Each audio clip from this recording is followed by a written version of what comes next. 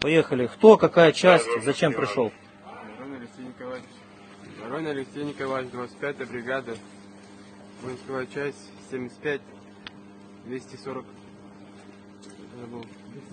Да, блядь, четче скажи. 242, 75, 242, войсковая часть, 25-я бригада. Зачем прибыл? С какой целью? Кто послал? Прибыли мы на учение. Нас тут обманули маленько. Ну, так вот оказалось, что теперь я здесь. Вы кто? Лужков Ренат Максутович, 25-я бригада. Что-то срочно или нет?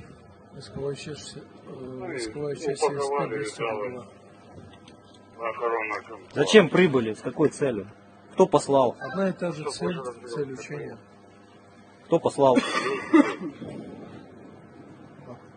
Ну, кто конкретно? Командование, кто послал.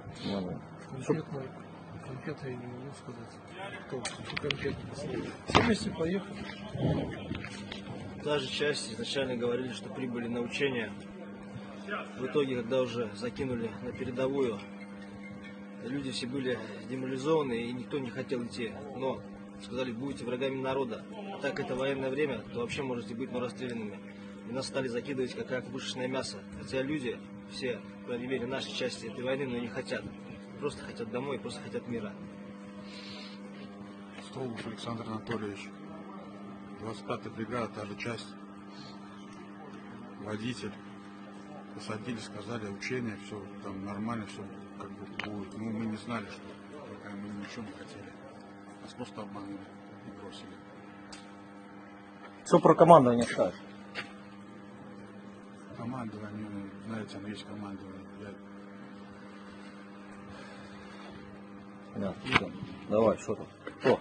Та же часть, та же бригада. Номер части повторяемый. Сейчас я не помню. Ну, зачем прибыл? Придуриваешься. Недавно сразу. Резервист? Резервист, да? По резерву, да? Ничего. Зачем прибыл? Что, тоже на учение? На учение, как оказалось, А когда прибыл? Сколько дней назад? недели 2. Недели 2 назад, да? Ну, понятно. Ну, что, какую задачу поставили? Сказали, едем и все. Не было никаких задач поведено.